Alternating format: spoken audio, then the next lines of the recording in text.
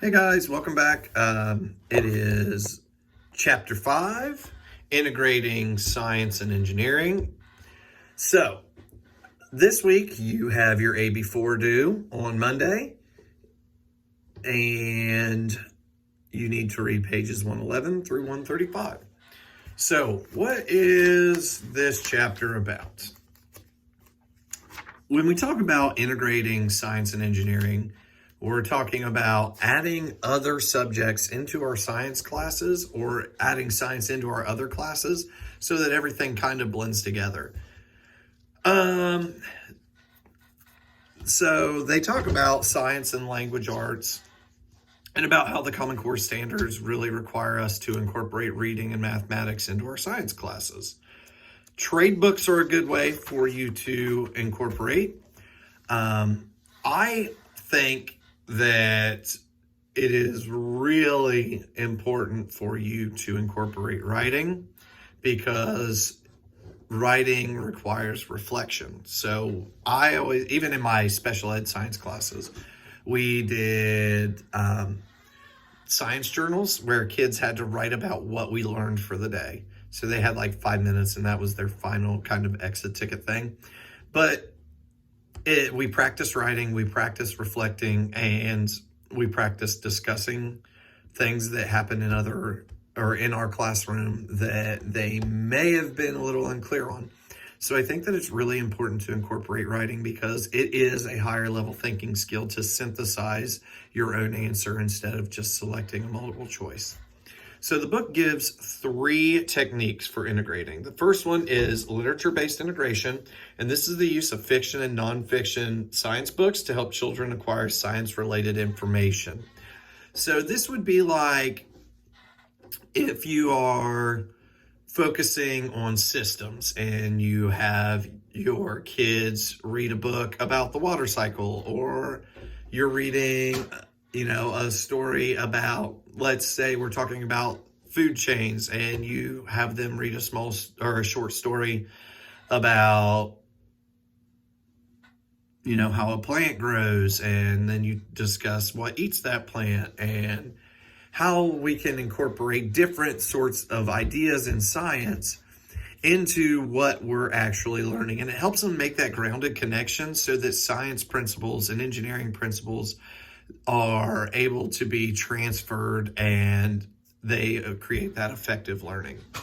They also talk about they give a really good example. So when we're talking about The Hungry, Hungry Caterpillar by Eric Carle, this is a really good way for you guys to talk about the life cycle of a caterpillar, and in a story that is at a level that younger kids can, access.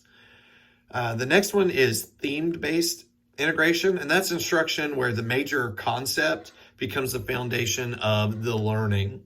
So, like we talked about ecosystems, we always did an ecosystems theme where we looked at different things. We watched Disney's Earth.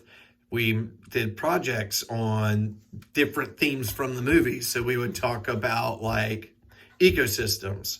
We would talk about migrations. We would talk about predator-prey relationships. We would talk about all these different things, climate change. We would talk about the seasons. We would just different areas of the film that cover different things. We would incorporate and cover a lot of different standards based on that one theme of Disney's Earth. An example they give is Space Neighbors for astronomy, or what's it made of, or how does it work. I think that the how it's made episodes are really good, little vignettes to add into how does it work engineering kind of thing, or how is it made engineering concept. The next one is project-based integration, and that involves children carrying out long-term activity where they investigate a real-world problem. So our real-world problem that we always covered was we focused on friction and energy. And that when we did our mousetrap cars, kids would have real world problems of they would create their mousetrap car. They would have all this potential energy. When they would release it, the car wouldn't take off. Well, if you're using CDs as wheels, there's no friction. So you would have to create a tire out of a balloon to put around your CD so that there is friction between the ground and the CD, and you are able to get that transfer of energy.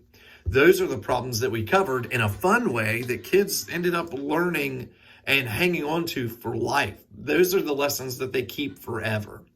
And I think that when you want affective learning, you're going to get that from your project-based learning.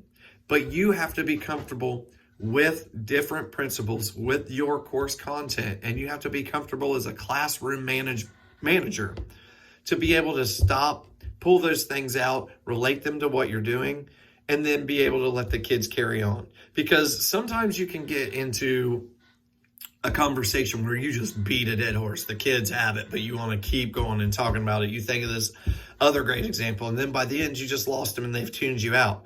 You have to be able to strike the balance between important, effective, efficient, and too much. Okay, so extending the basics, we talked about journaling. When you're writing about different concepts, how you've seen those. I think that science journals are really important in classes. They talk about incorporating art into your science classes. I think that this is a fun way to let kids do pictographs, and they can use their artistic ability to show you their understanding. This could be, as we talked about before in the last chapter, this could be a performance assessment where instead of giving them a test, they have to do a pictograph that meets a rubric that shows you that they understand A, B, C, and D in order to get full credit. I think that is really important.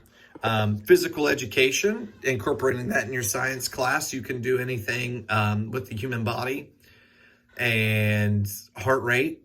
And you can work on, in statistics, you can do different physical education things with heart rate and jump height and stride length and different things like that, and create different representations of data that you've collected. It's really important that, especially if you're focusing on inquiry, you practice data collection and analysis a lot. So finding ways for students to incorporate that into a physical education activity is really beneficial. And it helps the kids understand that, okay, we just learned about this in science class. I am going to use it in the real world. So then it becomes important to them.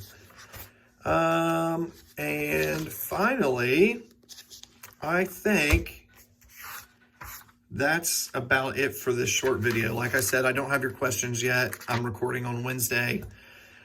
So we're not going to have as much to cover as we wanted. But one thing I did want to address with you guys, I received an email this week. And in that email, it said, do you care if we reuse lesson plans from our mini lessons in our field? And my response to that is, I would prefer that you created new lesson plans for every experience. When you go into the classroom, you are going to be writing a lot of lesson plans. You will be able to reuse them from year to year, but you haven't found the perfect way or the most efficient way for you to write those lesson plans. I think that the more we practice, the better we're going to get with this.